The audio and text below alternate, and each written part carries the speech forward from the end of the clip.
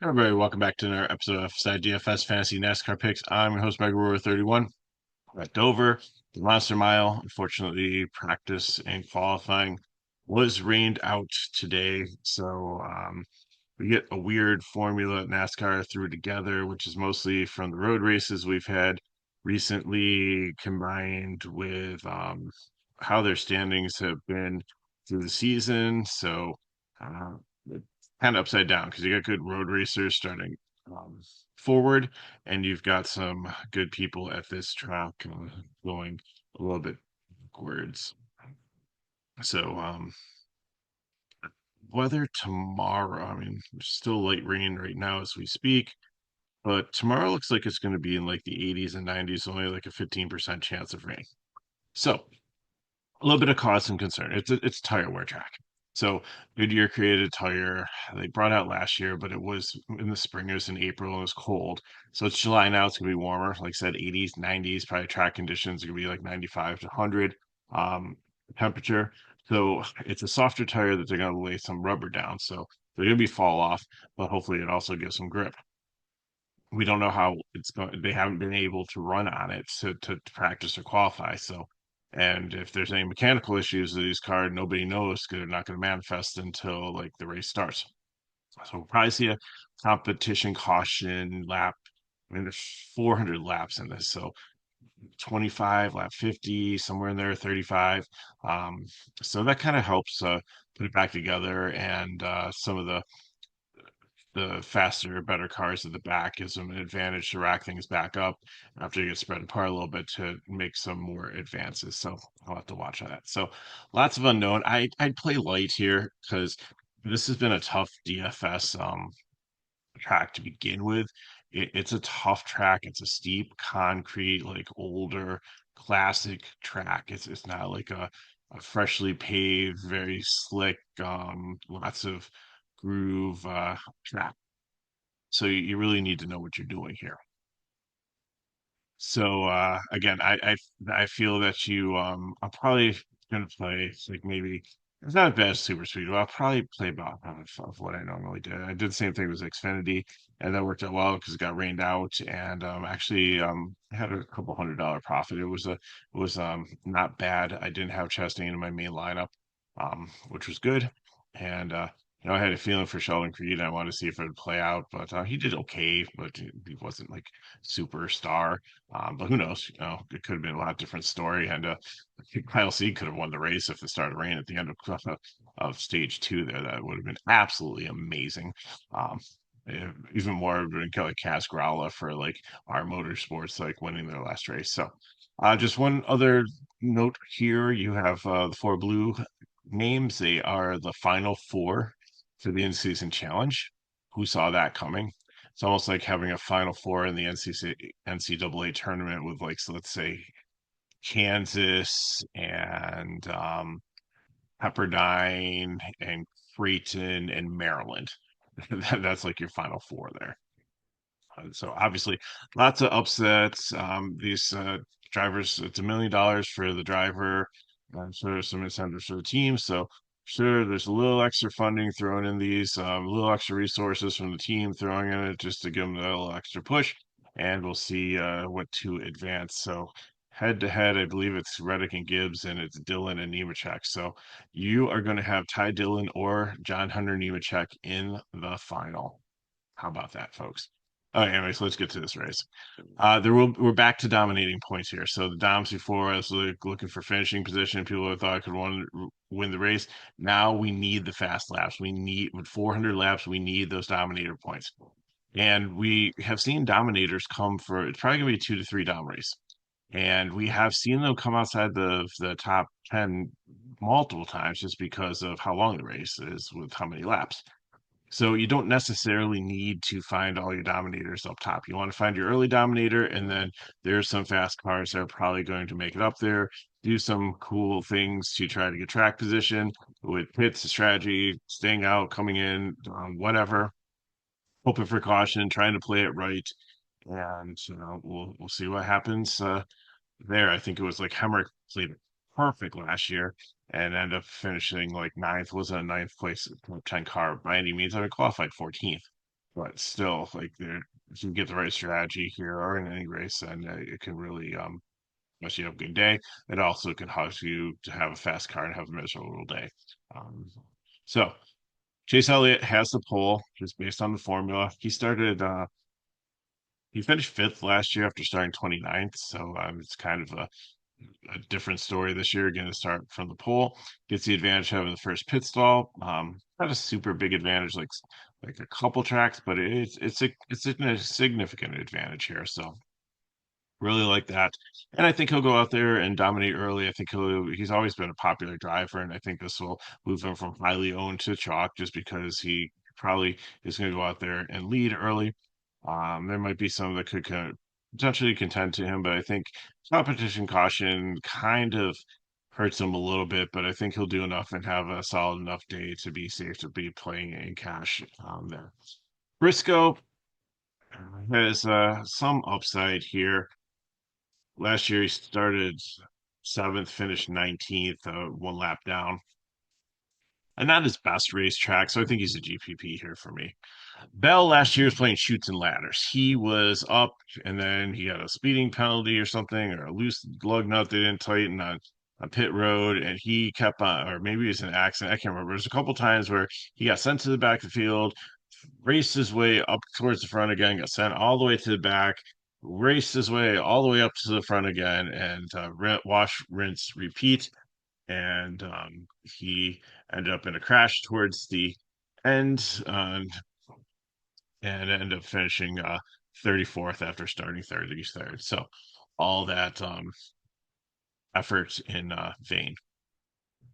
But I do think just based on how well he does and on these tracks, he should be another cash consideration and potentially a pivot off of Elliott if you like Bell as your really dominator. I feel Elliott's the answer here, but Bell I think is definitely in the conversation.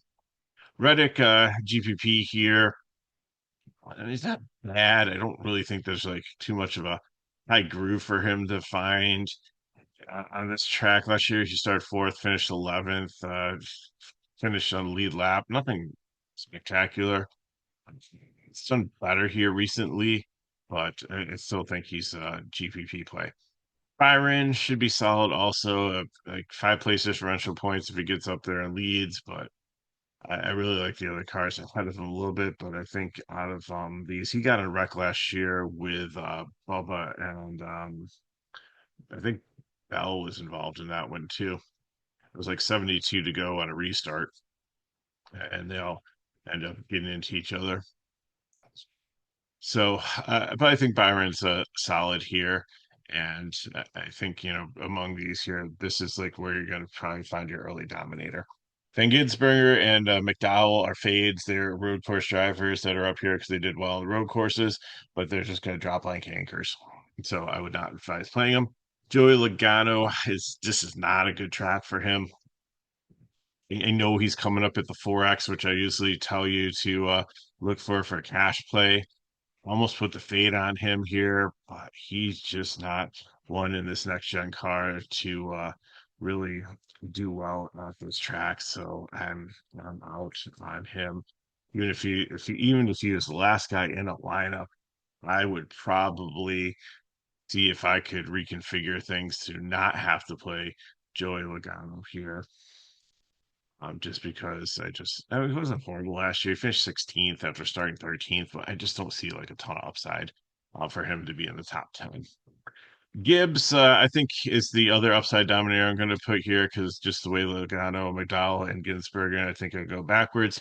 He's the one that I think can kind of hang around up here. He's had speed lately. He's things are starting to come together. Last year he started 19th, he finished 10th, and with the extra incentive for the tournament against Reddick, I think they'll try some things to try to get him the ahead of him so they can collect the money in the next round if they win the whole thing. They got 2 more rounds, so it's not a given if they advance here, but if they advance, they at least get to the final. I don't know if second place gets something. You would think so, but maybe not. Maybe it's all or nothing. Kyle Busch actually had a very, very strong running here. He started on the pole. He finished fourth. Solid day. So and they got to do something, or they're not going to make the playoffs. So I see them going for the win and not for stage points, and I think that makes a great candidate for potentially uh, has maybe a little bit of floor for cash here, but I think you'd be best to be in the YOLO 100K top GPP for you. Uh, RFK cars didn't really have great speed here. I think my projection likes Busher, but maybe a little bit too much here. I just don't think the two of them I really want to play. GPP potentially, but like in the 8K range, kind of no man's land. But I would drop down to $300. You have Hocevar, who's starting 33rd. So there's really no reason to play Busher. And Priest, could he hang around up here? Yes. Last year, how did he do? He finished dead last. He started 28th. He finished 37th. He only completed 66 laps, so can't remember if it was a wreck or a mechanical problem, but not a good race for him. And Busher started 18th, finished 17th. That's pretty pedestrian also.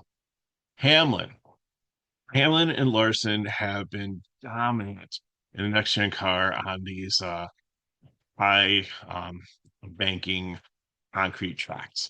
In fact, I think there's been multiple times where they've finished like one and two. I know they finished one and two here. Hamlin won last year. Larson was second, and I think there have been other like Bristol and Darlington where they've been very competitive and clearly the head of the class with on these types of tracks. So it's going to be hard to play Hamlin a Dom up top and get Larson, and like Blaney's an excellent play over 10K also. DK didn't know how this was going to end up, but got the pricing right for the way it ended up unintentionally. But it really makes it prohibitive if you go with a three Kings lineup and take like Hamlin, Larson, and Blaney for replace differential, or Larson, Hamlin as the best drivers, and then go up for like a Bell, Byron, or Elliott. Then you are going to be playing some cars that you probably don't want to be playing in cash lineups. So I think that you at least have to have two of them. This is where the great place to where you play like a 3 max or a 20 max, and then you rotate them in with the prime plays of like Larson and Blaney, and then have one with Hamlin, have one with Elliott, have one with Bell, have one with Byron, one with Reddick, and then go balance with the rest of them. So that's Hamlin, great play, could be very popular, but very hard to play with some of the other plays that I want in cash. But I'll definitely have some exposure. Josh Berry, this is a really good track for him in Xfinity, and he actually projects pretty well here. Last year, I don't think he did spectacular. Not bad. Started 12th and finished 14th, so not horrible. He started 14th here. If he finishes 14th at 6,800, I think that's a solid day. So I think he's got upside here, and I think he's going to be my second 100K driver. Greg Keselowski, like I said, with the other RFK cars, I just hasn't seen the speed here in the past. He's good at tire wear, so yeah, maybe he'll figure out this tire and that'll give him an advantage. So it could be kind of a sleeper here, but it's going to be GPP for me. Alex Bowman, this is the track last year, I believe, where he had the crash and hurt his back. So I don't know if that's going to be the back of his head, give him the yips or anything. Um, or was it here? Maybe not. But anyways, because yeah, looking at it, he started ninth and finished eighth, so he had a um, decent run. But we'll have to see what happens. But I think he's been solid on concrete tracks at 88. He's got a good price. Starting 16th is where you want him to start. He's not starting too far forward, and he definitely has some upside. So if you're doing a more balanced lineup, then I think he's a solid cash play for you. AJ Allmendinger is kind of sneaky here. He's had some really good runs here. He started 10th and held on and finished 13th last last year. He ran well here in Xfinity, and overall, he's got some good numbers and good metrics here, and it's been pretty decent on concrete high banking tracks. So I think that you can play him in cash at 66. But I think in the 100K lineup, he's going to be my third one in. Suarez, I don't know what to do with this here. Starting a little too far forward for me. GPP additioning further um, teams, but are they starting to pull the team resources from him and starting to move them on to other cars like Van Gisbergen, which I mean, he's going to need all the help he can for this one, and Chastain. So I I think of medium ownership. 6,100 is not a bad price, but I'd probably, if I could, like $200 more, go play Jones. If I got $100 more, like Stenhouse is one of my prime plays, or I can save like $200 and play Gregson, who last year finished started fifth and finished sixth and had a very solid day. Although we all faded him because we thought like looking at Van Gisbergen or McDowell up there, like this young guy's never going to be able to hang up here, and he did. So I'm not saying that Van Gisberger or McDowell are going to be able to do that or not going to be able to do that. I'm just saying last year that Noah Gragson, we didn't think it was going to and did. So um, good for him there. But I'll get to him when we get down to the bottom. So Suarez, the last man in GPP potentially, but I don't think I'm going to be playing too much of him.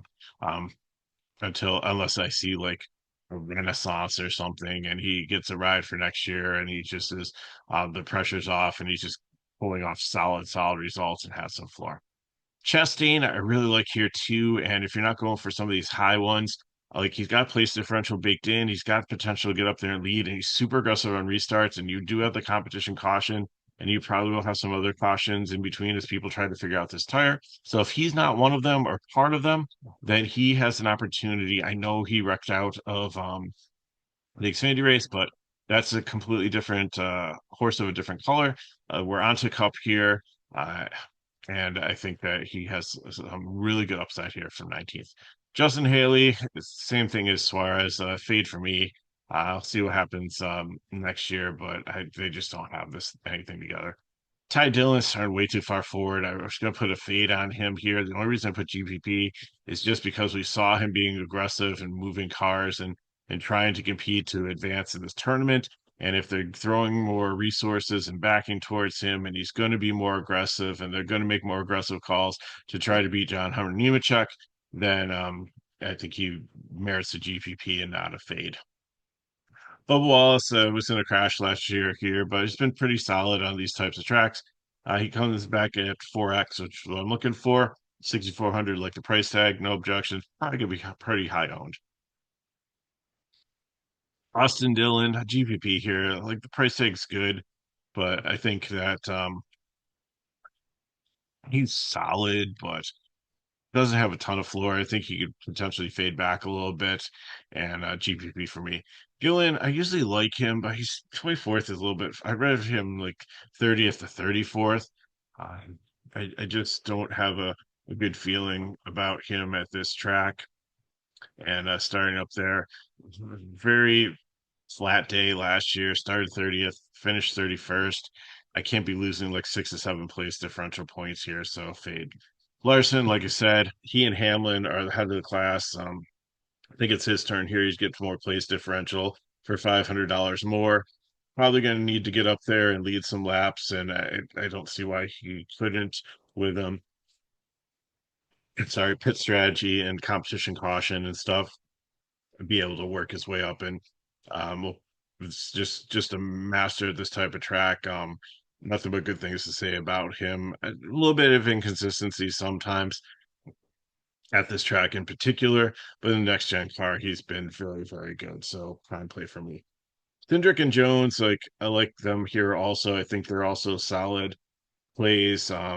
Starting in these position, obviously you're saving 1,100 on Jones, but Penske has had more speed and has been pretty solid. So how did Cindric do last year? Started 11th, finished 15th. That's not bad. If you can do that and get up to around the top 15, that's 11 place differential points. Eric Jones last year, I believe he was racing. I don't see his car. 43. Oh, Corey Heim was in there. Um, I think maybe that's when he was injured and not racing. So Uh, but if you look at his previous results, they've been pretty solid here. John Nemechek is another enigma. Same thing as Ty Dillon. Are they going to be throwing extra funding here to try to get him to advance to the finals and maybe win this $1 million? Will he be more aggressive? Will it cause more mistakes? I think he's a GPP here. Custer, nothing really spectacular this year other than he won this race in Xfinity and led them. They didn't win. He led the most laps here in Xfinity last year. I think he had like 95.